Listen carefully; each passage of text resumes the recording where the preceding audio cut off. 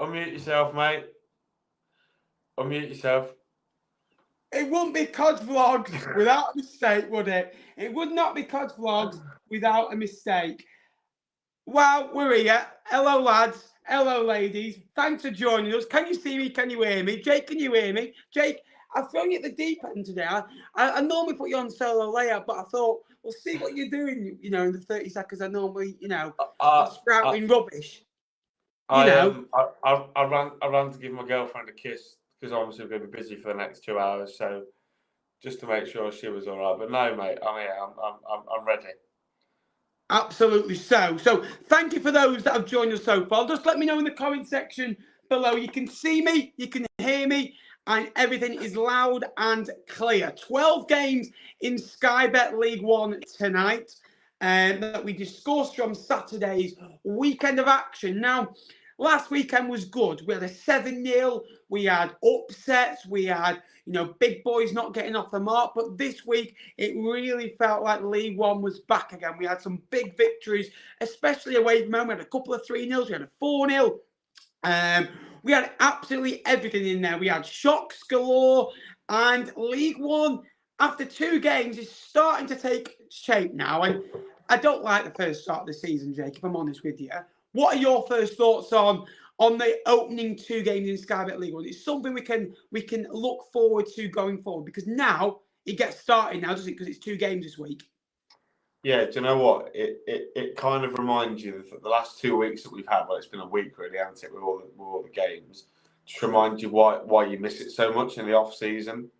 Like, I didn't think the start to League One would be, all right, leave it at, would be as competitive and as strong as what it has been. But it's been great off the board. Loads of teams have got off the mark on with points. There's only a couple with 0 left. So, yeah, I think the standard has been even higher than what it was. I think with the likes of Wednesday, Ipswich and Argyle going out of the league, the teams are all bunched a bit closer together. Yes. And I think that makes the league a bit more competitive. Yes, some might say less quality, but I think it's more competitive, and that's the way I prefer it, certainly as a fan of someone who's not expecting to get in the top 6, if that makes sense.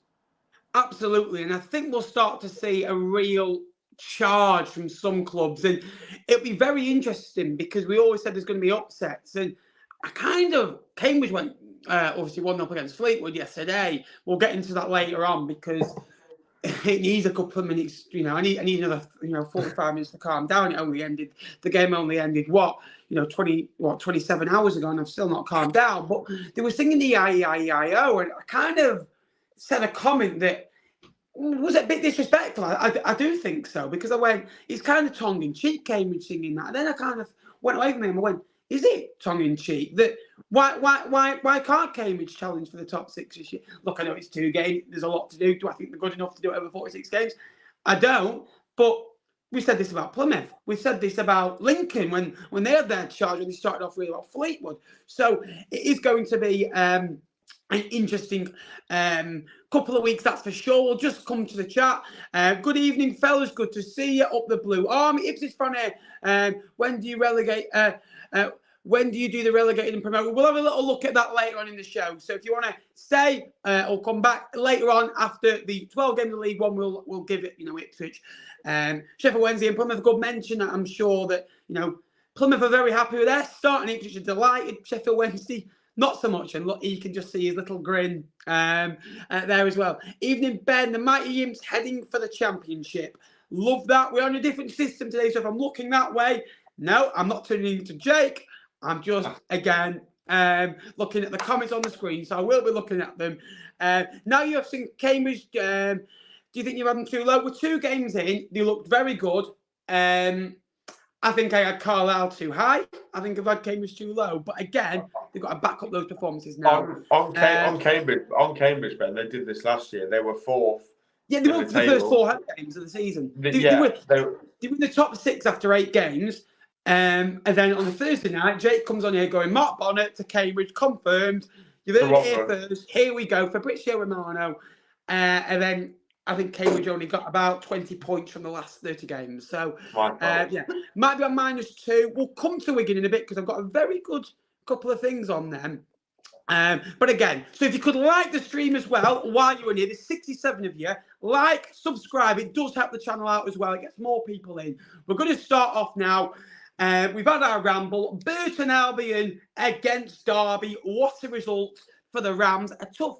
We'll come. Sorry. We'll go to Bristol. We'll go to Bristol Rovers Barnsley. It's start to the show, has it? It's not been a good start. We'll go to Bristol Rovers Barnsley. Right, Bristol Rovers 1, Barnsley 1.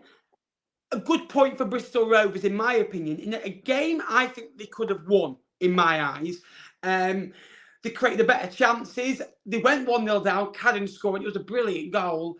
Well worked. But again, Bristol Rovers come back, and someone that obviously used to play for them last season, Luke Thomas, getting the assist, on the day for Scott Sinclair. It was a really good assist as well, and that was one of the things I made a note of. The pass, I thought, through to Sinclair was sublime. That's 1 goal, 1 assist for that man. Now, Sinclair off the mark, and Bristol Rovers need to make a fortress at home if they're going to challenge for those top 6 places, because, again, anyone can get in them. Why not Bristol Rovers? They've got a good squad, a decent-ish manager on his day. Unfortunately, for Bristol Rovers, he's not seen that too often in League One. But Barnsley, I think, will be happy with a point. 4 points, 2 games, 8 goals, only 1 conceded. A couple of tough games coming up now, haven't they? They've got Oxford and Posh coming up as well at home. Yeah, I think it was a good time for Barnsley to play Bristol Rovers. Obviously, they're rumoured to be quite big on the transfer window in the next week or so. So it'll be interesting to see who comes in there. Obviously, Harvey Vale from Chelsea on loan has been linked. He looks set to come in. I've seen a lot of links around Clark Harris returning. Whether that happens or not, that's going to be interesting. But I thought the game was pretty well matched. I thought Barnsley started the better of the 2 teams. They forced Bristol Rovers back. Nicky Cadden scored a great goal. It's a great finish from such a difficult angle to score from. And then Bristol Rovers roared their way back into it, which shows that they can compete with the top sides. And they were missing, obviously, Giovanni Brown didn't get on the pitch either. So I think it was a great game. I think Bristol Rovers will rue the opportunities that they did have to win it. I think Collins definitely should have scored, but a great goal from Sinclair, very composed, and I think both teams ultimately will be glad that they've come out and they remain unbeaten. Bristol Rovers is a tough place to go. I said last week, it's like a smaller version of Fratton Park, isn't it? It's just horrible and hostile. Very even, 51-49 in the possession sense, and 4 shots on target to 3 of Barnsley. Styles for Barnsley as well has been linked with a move to Coventry City. Obviously, they've been brought a lot of money in this summer for Gustavo Hamer and Victor Gyökeres as well. So a replacement's likely, and apparently, according to my mates, they've released their release clause on Styles as well. Obviously, played the last 2 games, spent last season with Millwall as well. It'd be interesting to see where he ends. I like that midfield too of Russell and Kane in midfield. They work tirelessly, don't they, as well? And Waters and Cole are an outlook. But again, I think point game for both teams. And Burton Albion against Derby. We'll do it now. We're going to get it right. 3-0 Derby. This was classic Derby, and this emphasises if Collins can score goals, Derby County will get into the top 2 and will get promoted. Because once you've got a man like Conor Hourihane who can get assists, he got 2 yesterday. 1 goal, 1 assist. Got 7 goals, 10 assists last season, and you just see his deliveries. From dead ball situations, from in play, wherever they are, he gets a great cross on him. And again, Collins with the header. And from 1-0 up, really, Derby looked in control. And it wasn't until late on, until they could get that second goal, see out the game. And they look, they look really composed. And you look at that, the back line, Wildsmith, Cashin, Bradley, Nelson, Ward, Forsyth. It's experience, isn't it, as well? So they've got a lot of players in there that can score goals, that can assist goals. And I'm very impressed with his Derby County performance. Yeah, and I think they sort of had the advantage of playing 24 hours early midweek. I think they played Blackpool on the Tuesday, and Burton obviously played Leicester on the Wednesday, didn't they? They had an extra 24 hours to recover, which I think helped them. But look, once they scored the first goal in 7 minutes, there was only ever going to be one winner. Also good for Connor Washington to get off the score sheet as well. That's a real big move for him, big goal for him. But no, I agree on Collins. I think they had opportunities to win the game as well, as in put the game to bed even earlier than what they did. You're looking at a 70-minute gap between the first goal and the second goal. I think they probably should have scored a couple more. I think they had a few opportunities. Joe Ward had one, certainly. And for Burton, they looked a little bit leggy, didn't really look like they created much at all. I think that's the effects of playing against Leicester, where they're doing all the running on Wednesday night. They've not had to touch the ball. They've chased shadows for 90 minutes, and they've done the same thing on Saturday against an equally as good a team. So I'm not too worried about that result for Burton, but for Derby, a great performance, 3 goals and 3 points as well. Absolutely, and again, that Burton side, it has got quality. Obviously, no Cole Stockton, at the weekend as well. The next few games are tough. They've got Bolton coming up, they've got Wycombe, and I think it's Shrewsbury on Tuesday night. But again, Derby looks strong. Mendes line, Collins up front. If you can add another goal scorer, that will be good. I think obviously it was Waghorn and Washington, wasn't it, for that last goal, which is a nice to see, really. And again, hopefully going forward, they can pick up a partnership. Cheltenham against Bolton, Jake. Now I'm really impressed with Bolton. 2 3-0 wins, and you said, actually, I can quote you on this. You thought Bolton, if they can put 3 past you thought they could maybe put 4 past Cheltenham. And for very early on, they nearly did that, didn't they? They were way up, comfortable, in control. Wham bam, thank you, Mum. 3 goals, 3 points at a difficult place, because you saw Cheltenham last season was a difficult place to go. The amount of teams that went there and slipped up at Sheffield Wednesday were one of them. But that team for Bolton, it just looks really, really relaxed on the ball. And you're looking at the most passes played out, this season in League One, and you're looking at your, Iredales, you're looking at your Santos, these types of players, Gethin Jones, they're up there with the most passes in League One this season, and that just shows you, doesn't it, how they play from the back, out to the wing backs, quickly forward as well. And Adbeajo and Charles are a lethal front two. And Adbeajo started now to get the recognition he deserves. 1 goal, 1 assist in his first 2 games. Dion Charles is up and running. You mentioned it last week about Alfie May needing to get up and running. Dion Charles has done that now. The midfield 3 looks strong. And they never gave Cheltenham a sniff. Cheltenham needed to stick in it. They did that for a few minutes and only had 26% of possession. It's worrying, isn't it? And they've only had, Aidan Keener, their main man, hasn't had a shot on target yet this season. That is worrying signs for Cheltenham, but for Bolton, sublime. Yeah, I'll touch on Cheltenham first. I thought they were poor. They were poor last week at Shrewsbury, very timid. They weren't great again. They weren't great again. They win 1 game 4-0, and look who he is. I know. I can't wait to tell him later that it was only a newly promoted team that beat. We'll wait and see his reaction for that. But Cheltenham, obviously, I don't think they'll be judged on games against Bolton. They were poor last week. I think that's the one they'll be kicking themselves about the most. And do you know what, Ben? All the names that you reeled off there for Bolton, the main man for me so far this season, and I think if you watch the Papa John's game, you won't be surprised, is Carl Dempsey. Yeah. Absolute. I don't know what it is. League One so far. I said it last week when we played and they played us off the park, kind of 3-0. He was a difference maker. His runs in between fullback and centre half, again, he just caused chaos. And I think that he scored his goal yesterday again, deserved it. Look, a really good player. And what did they pay? 150k from Gillingham at the time. Great pickup, and like you said, good for Charles to get off the mark. Second goal, by the way, from Dion Charles, absolute screamer. But no, just Bolton are an electric side, and I think they're really, like I said, they're title favourites for me, but they're just exceptional all over the pitch. Also, I do want to jump in. Thomason, though, might be leaving, might be off to Bristol City. Well, we'll have to wait and see on that. He's been with there. Yeah, I saw that over the weekend, and he's not, again, one of your first names on the team sheet, but he's a very good squad player, Thomason, and you can get 25, 30 games out of him. And he's a local lad to me, actually, and he came to an academy literally 2 miles from where I live. Through Pro Direct, and obviously played for Bamber Bridge and under Jamie Milligan, and got his move to Bolton, and he's been there a number of years and has had to work hard in League 2 and League 1 to get his chance, and I'll be happy for that. And I think obviously they can get a really good sell on for him because he's a young lad with many talents. The next game, Look, if Blackpool, they drew 0-0, I don't think it needs too much time on it, if I'm honest with you. There's only 4 shots on target in the whole game. 3 of those falling to Blackpool.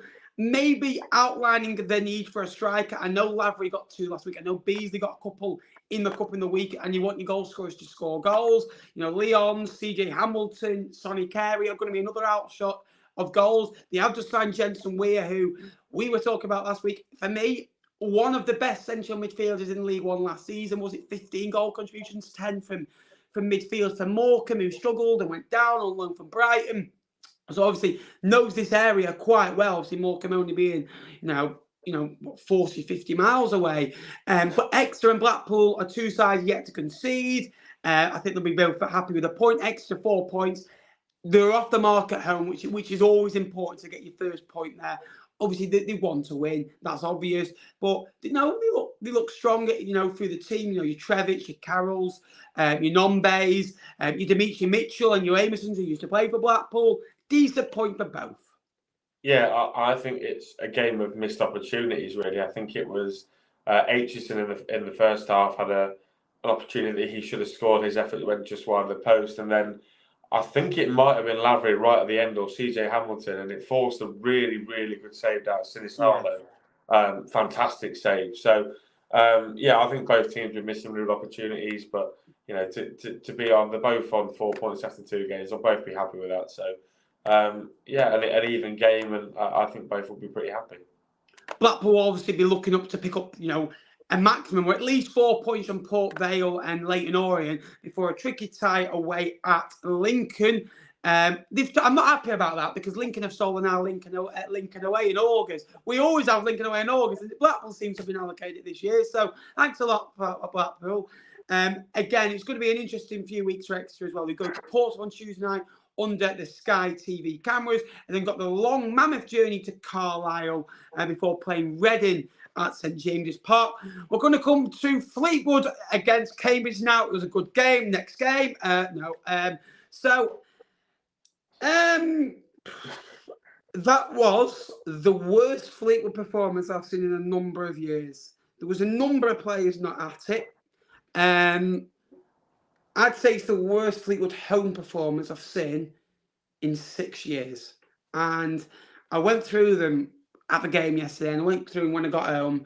Not that I take defeat very badly. It's nothing to do with that.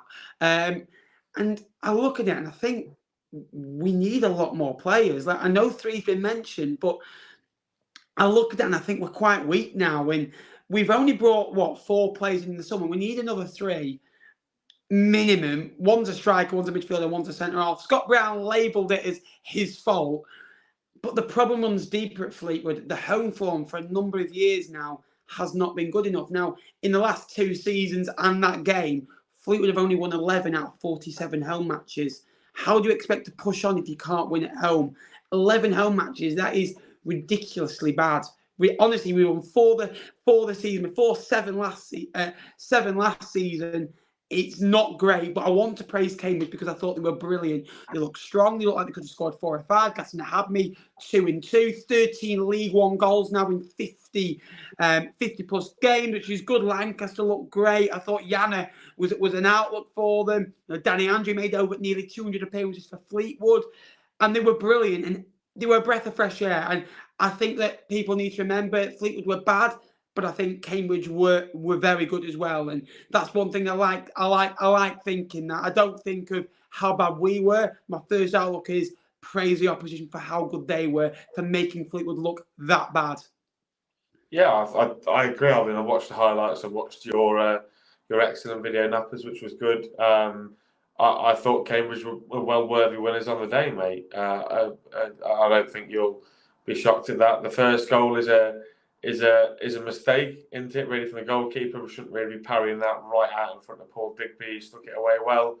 And then the second goal was a well-worked corner. Fleetwood, to me, from the highlights, didn't have too many opportunities going forward, didn't create a lot whatsoever. But Cambridge, like you say, really impressive again. 2 weeks on the trot. They've got the best of Wardy's team, and now they've got the best of your team. So, clearly, you'd be an idiot to put them in the bottom 4, wouldn't you? Here he is. The question is, are Fleetwood screwed? Look, when you're set up to play long diagonal balls at home against a Cambridge side with Bennett, ex-Premier League, Morrison, experience at this level, you know, two strong centre halves, and all they're going to do is bang, bang, head it away. They deserve a lot of credit. Worse than Ollie Crankshaw's when, you know, honestly, 21 minutes into the stream, the last thing he said to me, this guy next to me, was, "Wigan have scored. I said they would." That's all I ever get. So thanks for that. Ruined my holiday. Anyway, next game, Orient against Portsmouth. It's got 4-0 written all over it. Yes, you heard it here first. What a result for the Blues. Unbeaten in 13 League One games, carrying over that impressive form from last season as well. However, only won 5 of those. But if you remember, Jake, on the show last year, where I think it was Sheffield Wednesday, where they were 8 unbeaten and they'd won 4, drawn 4, and everyone was going, "We're not winning games. We've drawn our last 2." And we both said, "You're averaging 2 points a game, 92 points. That'll get you promoted," not knowing that you probably need 96 in the end to get promoted. But it's a great sign that I think last week's point added to this all of a sudden makes that stat even better. But it also shows you how hard Portsmouth are now to beat and break down and, you know, put them down. And you look through the squad yesterday, Joe Morrell was absolutely outstanding. 88% pass accuracy, you know, 2 out of 3 tackles, 1 in midfield. Brilliant. Marlon Pack, 6 goals in 39, just getting a goal. I think he scored in the first 2 games last season, didn't he? As well, he started off really well. You know, Saidi in that midfield.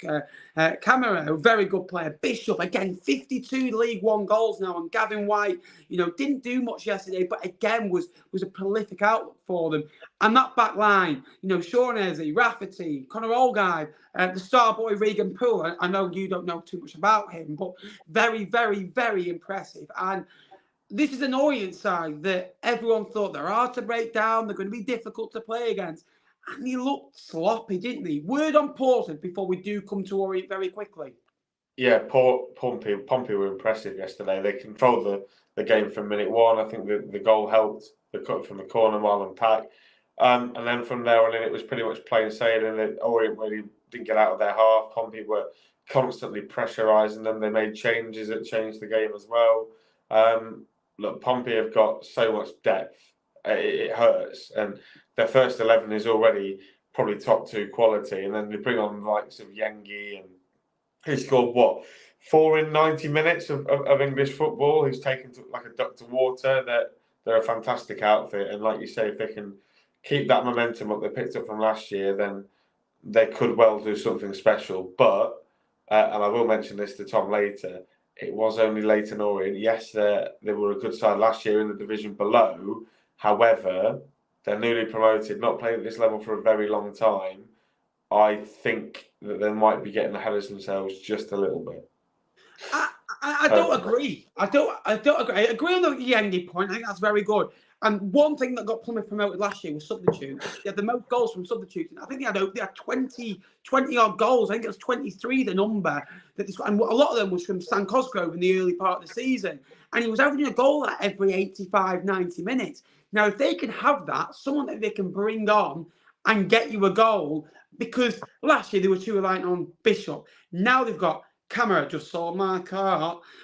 Gavin White, again, goal scorer. Paddy Lane, again, goal scorer. Morrell can get goals from midfield. And Jack said it last week, that midfield on Saturday was the perfect one because they got the goal early. And if you can keep Portsmouth out for 60, 65, 70 minutes, and you can really frustrate them, you might be able to get a result. I don't buy that. They've had to beat who they put in front of them. Again, they've just won 4-0. Let them enjoy it. They haven't won the league yet. They haven't done anything yet. It's the first sign of it. They've got to go again on Tuesday. If they win that, we give them credit. If they don't win it, again, we'll comment on it. But I do think that Portsmouth deserve a huge amount of credit. And you've just won 4-0. It's hard not to get carried away. But I can guarantee you this now. The fans might. Messinho won't be doing. The players won't be doing. They'll all be level grounded and they'll all be thinking about a tough game at Fratton on Tuesday night against Exeter in front of the Sky TV cameras. Leyton Orient, though, mistakes. Beckles making a mistake. The strikers not getting really into the game. I think you could do with a couple of players in that top area as well. You know, the likes of Theo Archibald, Moncur. I need to see more from them going forward. You can say they played Charlton and Portsmouth early on, which, let's be honest with you, it's a tough start that in my eyes as well. We'll come to your boys now because I like the way that you say, Portsmouth are getting a bit ahead of themselves. Sorry. Hey, we just beat a team that was in the Championship less than 5 years ago. I think we've done pretty well there. They finished above us last year as well. I get that, Jay, but you've got to beat who is put in front of you. And look, and we all argued about this, and we all thought that who's got the easiest fixture. And I actually agree with you that I'd rather have played Wycombe than Carlisle, because for me, Wycombe are in absolute shambles. They've lost 9 games now in 17 under Matt Bloomfield, and it's not great. And I look at the squad, and it just looks very much like the leftovers of a good team before. And I know they brought a lot of players in, and Leahy and Potts in midfield are new players. Kane Vincent-Young is a new player. Dale Taylor up front is a new player. Keogh, new player. So that's the core of a team. But I need to see more from your Vokes, your Grimmer, your Tazafoli. And I'm just not seeing it from them. And they seem at the moment very easy to play against. And Wycombe got to the playoffs, got to the Championship because they were hard to play against, and nobody liked playing against them. And before we come to Lincoln, because we all give them credit, I don't want to, blow too much smoke, up your backside over it, but it was a disappointing day at the office for Wycombe, and it's starting to feel like, when's it going to turn around for Wycombe? Because you look at the end of the season they had last year, you look at what happened to Burton early on under Jimmy Ford Hasselbank, they're not too far off that. I don't know. I disagree with that. I think Wycombe started pretty well yesterday. They won the toss. So is it a toss? They won the coin flip, flipped it around, so they had the wind on their backs in the first half, and they caused quite a few problems. They went long into Sam Vokes a lot. They had a couple of moments. There was one in the first couple. I think it was Dale Taylor had an opportunity, Ben, 2 minutes in that Lucas Jensen saved extremely well with his feet. That goes in, the game completely changes because we're chasing the game a little bit. But I thought they looked good first half. The ball was sticking up with Sam Vokes. They were bringing the likes of Taylor in. Kane Vincent-Young, who's traditionally a right back, was playing on the left. Well, I thought they looked okay. He was causing problems. Potts was having a couple of pot shots, if you will. They looked okay. They weren't awful. They had a goal disallowed for off a free kick. They caused problems from corners like you'd expect them to do. Second half they were poor because they didn't have the conditions in their favour, and Lincoln made 3 subs to completely change the game. But I don't think Wycombe were as bad as what people have made out. I thought they had a pretty good first half, and then the better team won in the second half. So I don't think it's going to be as bad as a Burton a couple of years ago. I think Wycombe will be absolutely fine this year. Absolutely agree. And we're halfway through the show, so if you could that'd be massively appreciated. 82 of you in. Hit like, hit subscribe. We're very close now to 11,500 subscribers. Just to 126 away. If you could subscribe, that'd be appreciated. Oxford 1, Carlisle 0. You don't even get to talk about Lincoln. You have been talking about Wycombe. You didn't even talk about. I don't want to throw smoke up you. I don't want. I'm trying to move on. But right, I've got to try. Lincoln. For Danny me, Manjoy, right? Jacobs, you wear his pajamas because how good he is. But what a day at the office! Inspired. I think Wycombe will be glad that they don't have to put up with him for quite a while, shall we say? 2 goals, 2 assists, 1 goal, 6 goals, 4 assists last season, and he's already started like that. I thought last season he was very good, and. Yeah. You know those players that perform well but don't get the stats to back them up, and people on Twitter and they go, well, he's not done this and he's not done this. and you're like, well, you have to watch him to see how good of a player he is. And that's what I got from him. And you look sound defensively, Hackett getting a goal as well. The only issue so far I think you've had in the league, you need Ben House up and running. As soon as he gets up and running, and maybe he scores the winner in a game, I think, wow. Maybe away from home, and you've ticked everything off. You've run away, you've run at home. Ben House is up and running, your main goal scorer.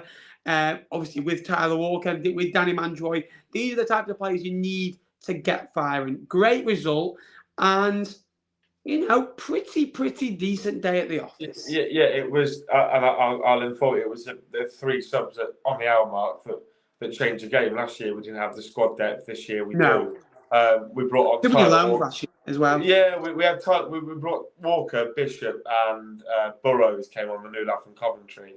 And Tyler Walker immediately pushed us 10 yards further up the pitch. Bishop came on, grabbed an assist and a goal within 10 minutes of coming on. If you're bringing players like Teddy Bishop then off the bench, you've got a serious squad, because Teddy Bishop, he's some player, isn't he? On his day is some player. Just injuries is a nightmare. But we were fantastic second half yesterday, and coupled up with the performance that we had at Notts County in the week, confidence is sky high at Lincoln at the moment going into Northampton and Shrewsbury this week. Ben, 2 winnable games. You'd think, if we got 9 points out of 12, that's a very good start. But I won't go on for ages, but I thought we were very impressive yesterday in the second half. Very impressive. Yeah, agree with you. Oxford beat Carlisle. Carlisle didn't have a shot on target, which is very worrying for me. Gibson and Edmondson up front. Gibson impressed me last week. Again, no Moxon in the side as well, which is a blow for them. McColeman, Guy, Charters in midfield as well. There's quality in there, but over the course of the season, they're going to really have to grind out results. And they were difficult to break down. Oxford finally found a way. Harris getting that goal, which is always important. A great, pass through to him, and he got the flick on, read it well. Hopefully, could have done a little bit better in my eyes. You're a big keeper. You're 6 foot odd. You shouldn't be getting beat like that.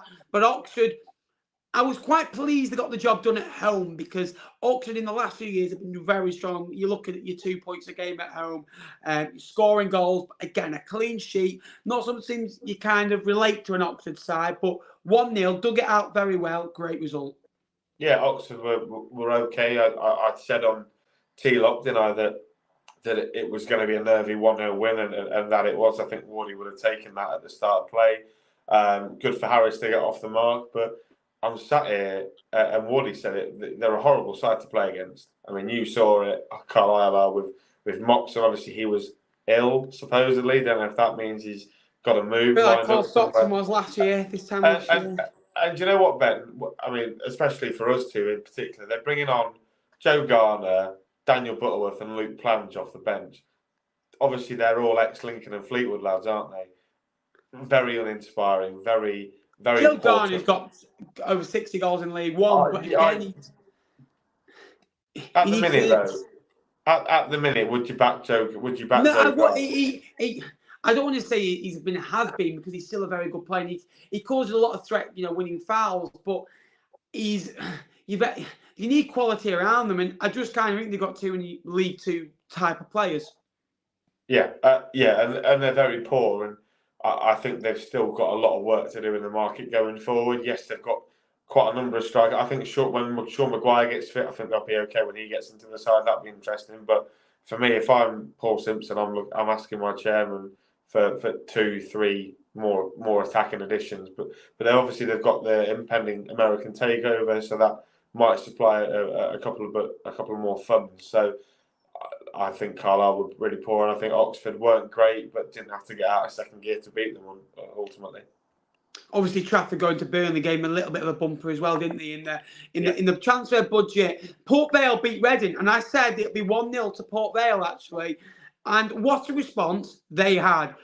I think 1-0 is a perfect way to respond. I know obviously you can win 2-3, 4-0, but 1-0, it makes it sound you've won 1-0, you've scored a goal, you've kept a clean sheet, you've kept it tight at the back. You'd rather win 1-0 than 4-3, in my eyes, because you want to be hard to break down. And Conor Ripley saving a penalty, he saved 4 or 5 penalties last year for Morecambe. He was off the line. He wasn't on his line. It was not on his line. It should have been retaken. Reading would have. It should. But we don't have VAR in League One, do we? So this is why I love it. The lino stood there. How can he miss that Conor Ripley is about a yard and a half off his line? It was a joke. League One for you. New rules, but again, the credit must go to the penalty saver. Yeah. Andy Carroll, though, a bit of a concern for me because missing the penalty you can get away with, but only 21 touches in the entire game, which is the least actually in the game. And they just couldn't get into it. They only had one shot on target. They had 62% of the play. Lost both games 1-0, so they're in games, but they just don't look like scoring many goals. I need to see more from, your Nib, your Hutchinsons. I'm not even going to try and pronounce that lad's name again. Hibahashiman. Yeah, I've got a new Sam Nombe, everyone. I've got a new Sam Nombe. I hate this summer because there's always names I just cannot pronounce. He came through their academy and again, just not shown the glory yet. But Port Vale, brilliant. Orblaster obviously lost his granddad the night before. Says Andy Crosby, and to come back and play like that was sublime. And Garrity, the goal scorer, what a player in my opinion. And they just looked switched on. They looked electric, and that new stand behind the goal where they swapped away fans. You've seen the atmosphere yesterday, and it was absolutely rocking down at Vale Park. And in my opinion, that really helped them get that 3 points for them. And 1-0, clean sheet, up and running.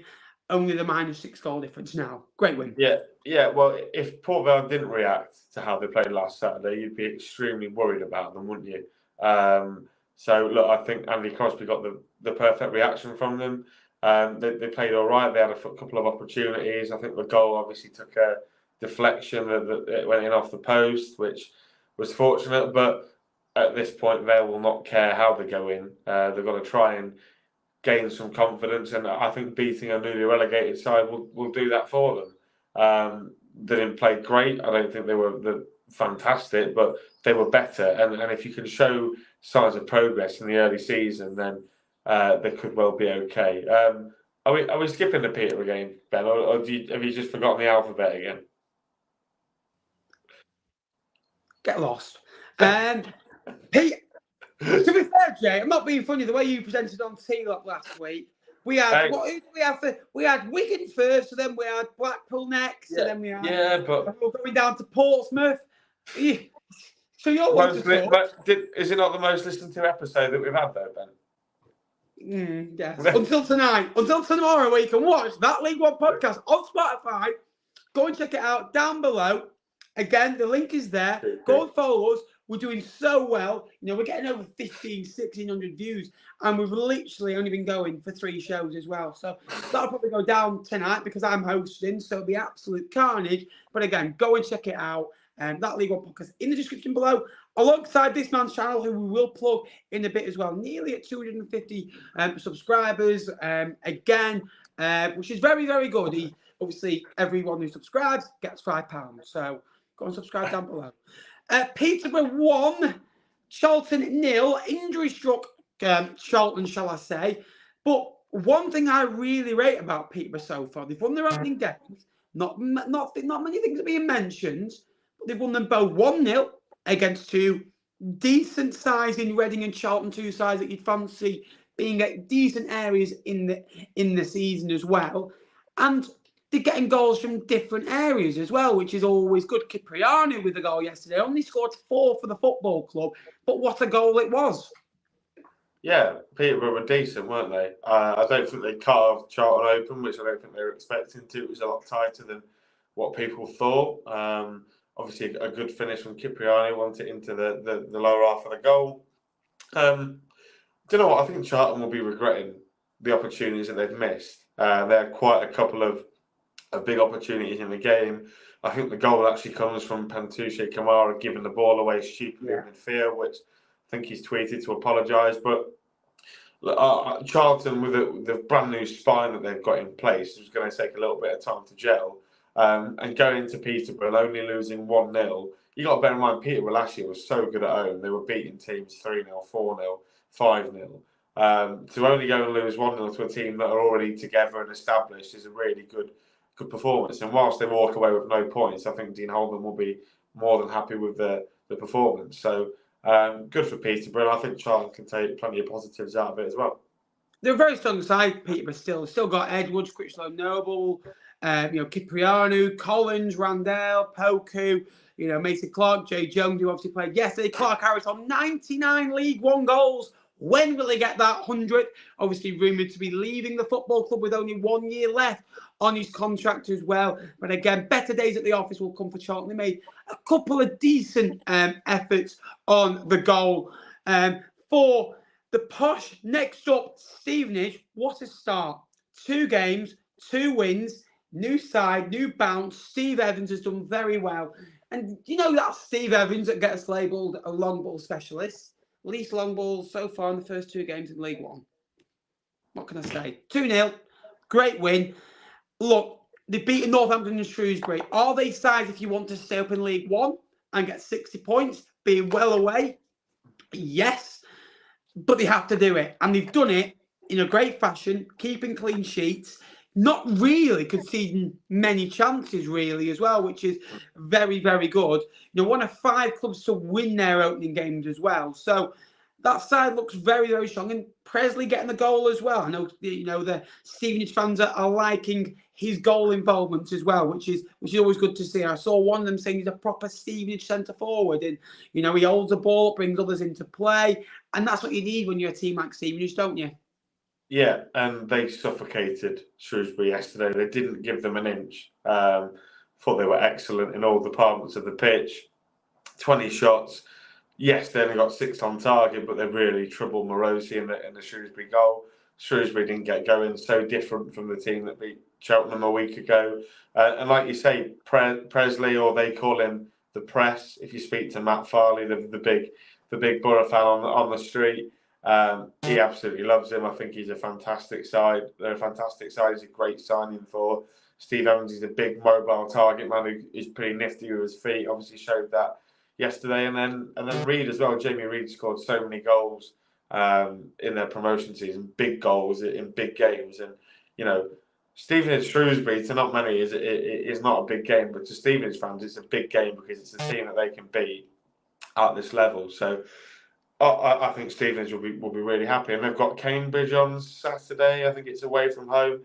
Currently, that's second against third in the league. If you'd have told me that Cambridge Stevenage would be second versus third in the league, I would not have believed you. So, one of those teams might go 9 for 9. And both on clean sheets as well. I think they both take a point next week, but both will be thinking, well, what an opportunity this is to have our best ever start to a campaign. And Wigan, what a result for them. There's a real feel-good factor at Wigan, and I said this a month ago, got laughed at, got ridiculed at, and once you're on mine to say, everyone's aim, Lincoln's aim this year, first aim, look, you were saying to me top 6 to finish in the top 10. Your first aim, as any football club, is to get to 50 points. Anyone who doesn't say that, then for me, I don't think they're telling the truth. The first aim of every team is get to 50 points, get there as quickly as you can. Wigan's is a smaller target. Wigan's is 0 points. They're not thinking 50. They're thinking 0 points, positive points. Let's get out of that minus. And that's all they've been thinking. You can see after game, -5, -2. And they're edging. And they've got an opportunity come Tuesday and Saturday. Look, they've got some tough games coming up. Don't get me wrong, I know Bolton's on Saturday as well, which we'll discuss in a couple of minutes as well. But that squad in the top area as well is very good. Young Hughes at the back, again, getting his goal. He was absolutely outstanding last week. He's only 19 on a long-term deal. I think he's on a 4 or 5 year deal at Wigan as well. And Morrison's come in, done very well. Pearce got an assist yesterday. Callum Lang has been absolutely brilliant for Wigan, especially in League One as well, which is always good. 27 goals in League One. Theo Asgard, very good player. Charlie White's a goal scorer. Humphreys as well scored 16 goals in his previous 2 seasons in League One. Obviously, one of those for struggling Rochdale who went down. Tickle in goal. Was he at fault for one of the goals? Potentially, yes. But it's a great freak. A bit like Moxon's last week. It's a great piece of individual beauty. Great result for Wigan and Northampton. It's a tough start that, you get something against Stevenage and all's forgiven, but all of a sudden you don't get anything out of Stevenage and you lose to Wigan. All of a sudden you're thinking, hang on a minute, we're starting to panic a bit, but we're 2 games in. Yeah, well, but they'll be panicking on Tuesday night, mate, as well, when we go there and turn them over as well. But to be fair, from all accounts, and I know the lad who covers the Northampton for the Chronicle, they played really well on Saturday. Yes. They were very good value for their lead when they went 1-0 up. Sam Hoskins, like you said, great free kick. We know we can do that. He's done it for years for Northampton, especially at the level below. I think he scored nearly 20 goals at the level below last year. Yeah, scored 22 in 40 games. A fantastic player, really good free kick, and they held their own. They've got some really good players in the group. Mark Leonard's come back, a fantastic signing. Tyree Simpson as well. They've got good options going forward. My issue with Northampton is, and I think it will be their Achilles heel, is their defending. They're not very defensively astute. They've got Lee Burge in goal, who's been quite liable at this level for a couple of years. But for Wigan, great character to come back from 1-0 down. I thought the second goal particularly was great. I think it's a great little cut inside from the left-hand side, and I think it's McManaman, isn't it? He's ripped it into the top corner. And look, Wigan, I think come Tuesday night will not be bottom of the league. I think they'll win the game on Tuesday.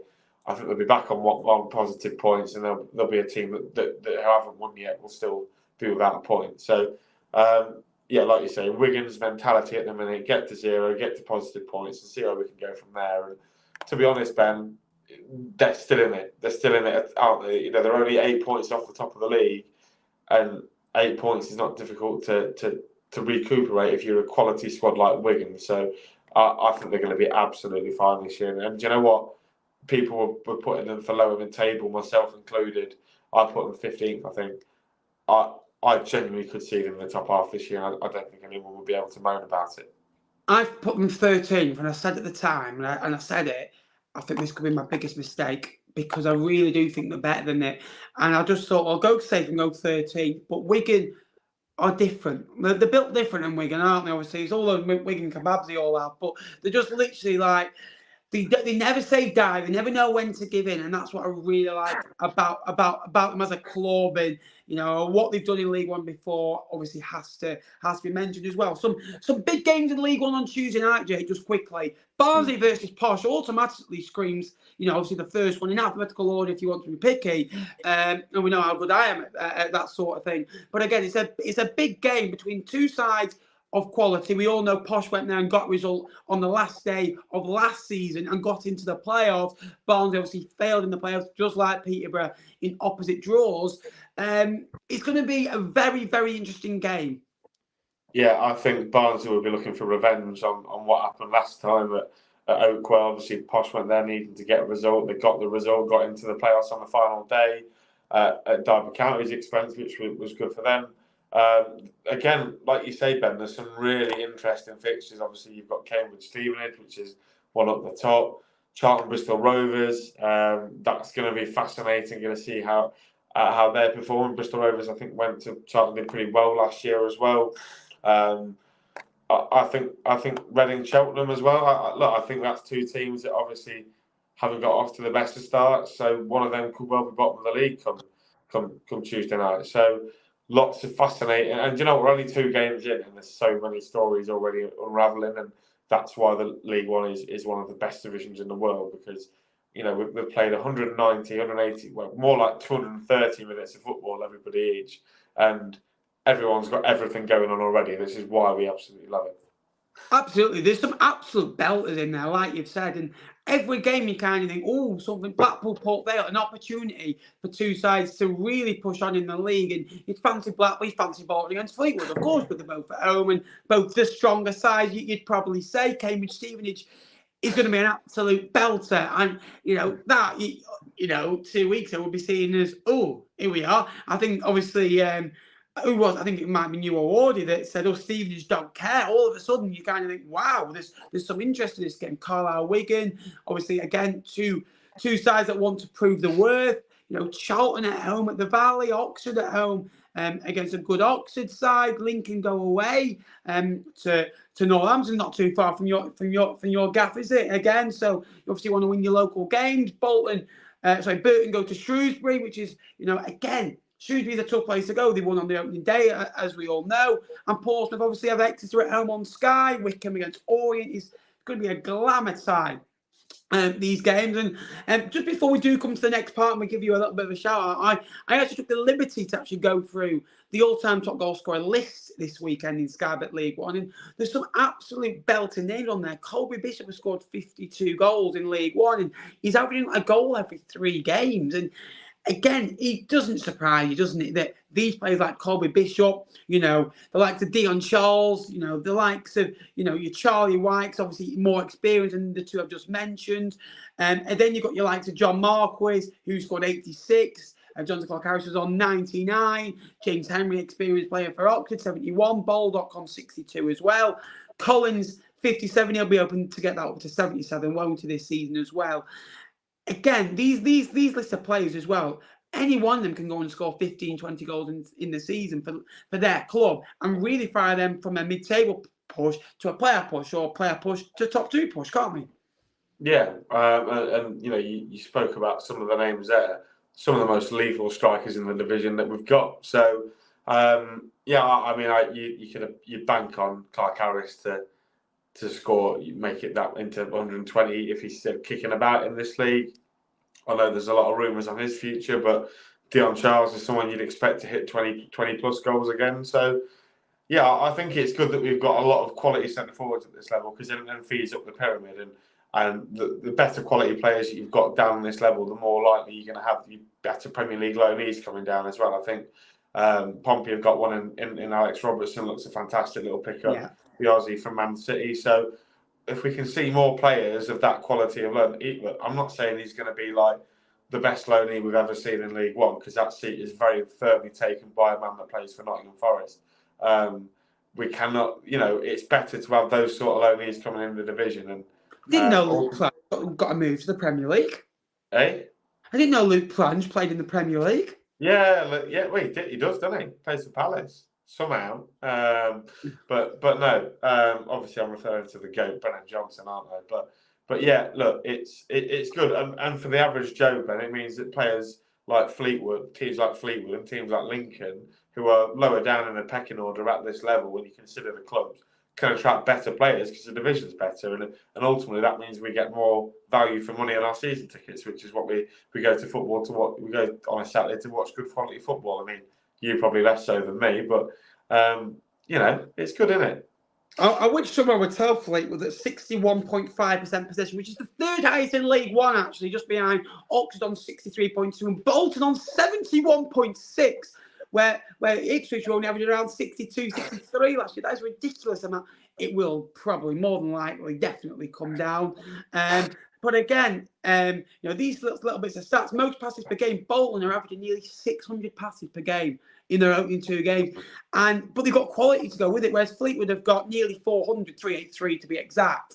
But they haven't got the quality to the right passes, and Bolton do the forward and very quick thinking as well. So while we give this man a shout out, I want you to flood the comments with questions. So if you can flood them for the last 5 or so minutes, that'd be massively appreciated. I'm actually proud of myself that I've actually done myself to a script and ended the show bang on time where I wanted it. So give myself a medal. Fleetwood didn't win this weekend, but I did it for once in my life. That'll be the only time this season that it'll happen. But it's very convenient that Fleetwood lose and my show's done within an hour. Fleetwood win 5-0, an hour and a half. Added time.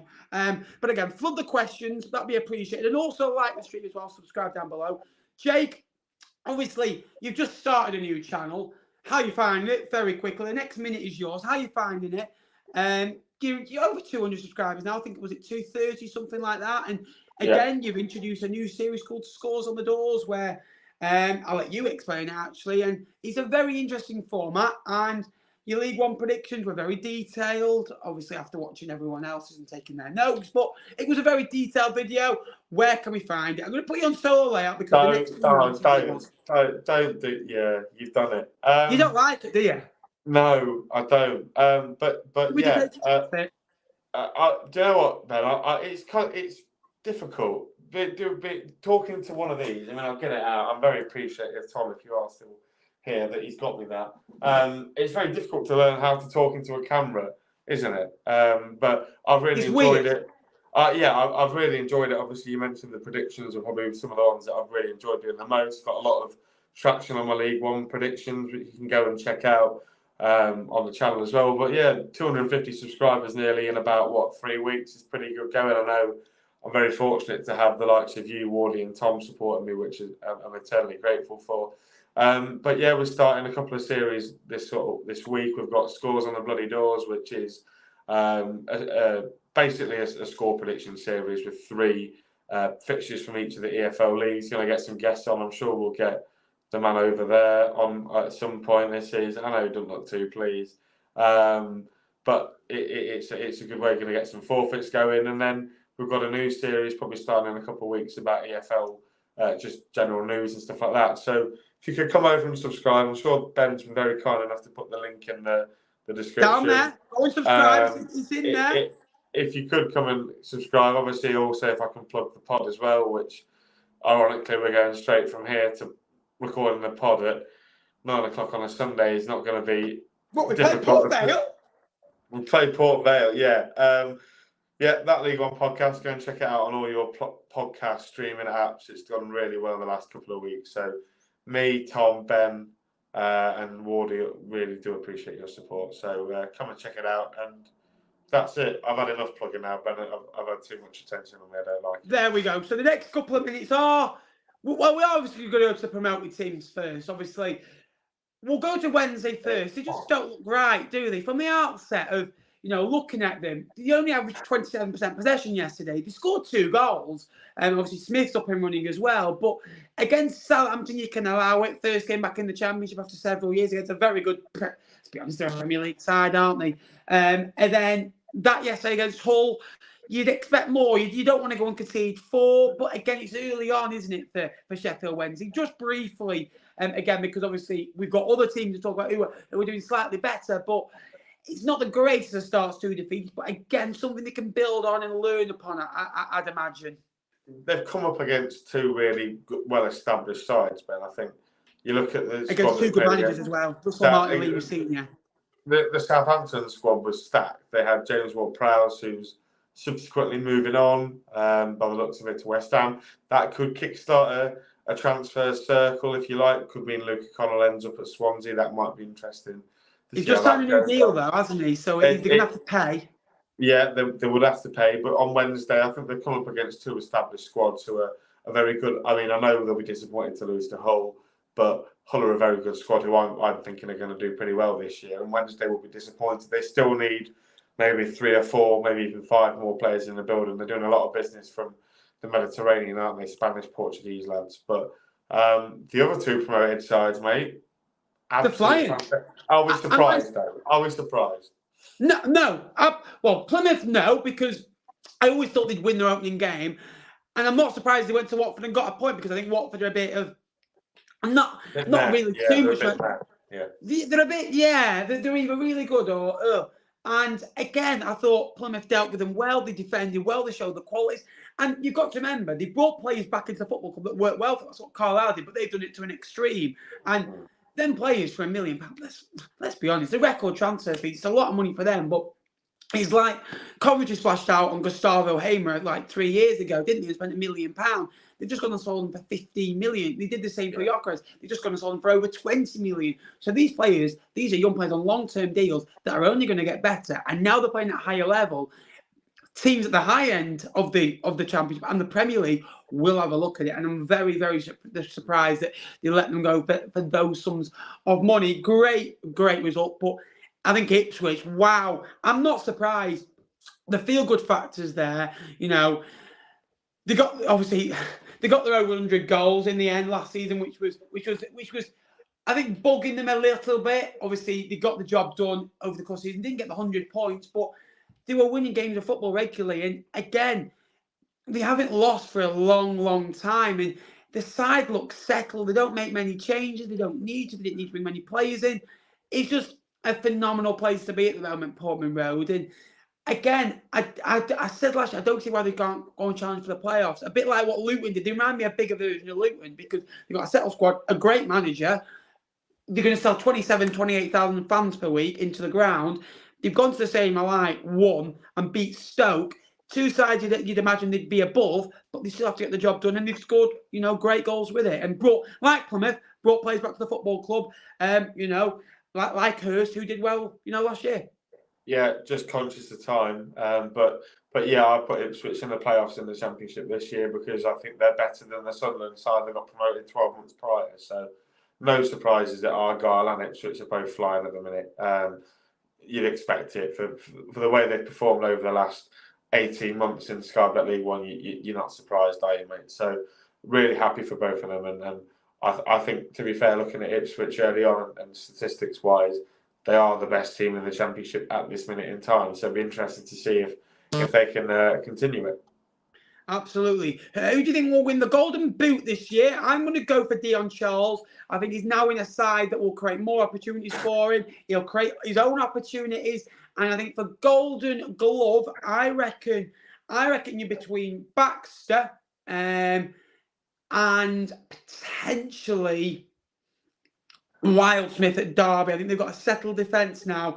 But I'm going to go for a Bolton double. Charles and Baxter for me. I think they don't concede goals, Bolton. In the last 48 League One games, they conceded 36 goals. That's 0.7 goals per game again. They don't concede goals. For me, I think they'll do the double in that. I think, if Clark Harris is still here, I think you can't bet against Clark Harris. And then Golden Glove. Do you know what? I think it might go to a team that don't finish in the top 6. Obviously, Rushruff was up there last year. So I'm going to throw James Beadle out there. I know he's had a difficult start at Oxford, but I back him to keep a lot of clean sheets. Absolutely. And thoughts on Charlton performance against Peterborough? It was all right. They battled. They kept in the game. But again, Peterborough a good side, and Charlton need to get their injured lads back. And I'd be interested to see why there's so many injuries going on, because it's not injuries. I think that are they training too hard, or the training pictures a little bit difficult as well. And Northampton shouldn't be a worry for the Imps on Tuesday night. We're too strong up front for their defence. Again, you never know with Lincoln. They're either really good, they're electric, or they're poor. So that's the issue you've got. Last league game Ipswich lost was late January against Oxford. After that, Oxford did not win in 19 games. So you just cannot write it, can you? Again, we will end the stream there. So thank you very much for those that watch, that like, that subscribe as well. It is massively appreciated as well. Again, I appreciate everyone that's come in. So if you could like the stream, guys, subscribe down below. That'd be massively appreciated as well. Again, we're so close to 11,500 subscribers now. So again, I need your help. Get liking, get subscribing, go and subscribe to this man next to me as well. Again, League One, League Two, and Championship content over there as well. And doing a good job early on in his YouTube mini career, his revival, his transfer over there as well. So go and give him a subscription. The link is below. Go and follow our League One podcast that we're about to go and record ourselves now as well. But again, it's a big over and out from me. Jake, any final words? No, just looking forward to a double game week. First one in quite a while. But yeah, appreciate all the support on my channel. Obviously, the support on your channel as well is going really well. I think that it's good to see your Cambridge vlog was 1 out of 10, which is something that as YouTubers all love to see. So yeah, really enjoy being back on these streams, and it's good therapy for one of us, because normally one of us don't win on every time in it. So yeah, good to be back, mate. We're talking League One, and there's no better person to talk about League One with than yourself and Wardy and Tom, but they can't be here, so we'll have to talk to them in about 3 minutes. Can't wait. Finally speaking to someone that knows what they're talking about in League One. Yes, of course, it's 4-0 written all over it, and the Jack Ward Football Podcast as well. But again, for myself and Jake, big over and out. Thank you so much for watching. Please like, subscribe, and again, we'll be back on Tuesday for the trip to top of the league. Bolton Wanderers. Favourites to go up at the moment, I'd say. Very good side. Play Fleetwood Town. So other than that, I should have a good week. There'll be a match vlog as well. So get notifications on as well. I'm seeing an uptake in those people that get notified on the stream as well. So if you could like, subscribe, it'd be massively appreciated. And until next time, I will see you later. And up the Sky Bet League One, the best league in the world, is back. We're 2 games in. And guess what? There's still 44 to play. Good night. Up the Imps.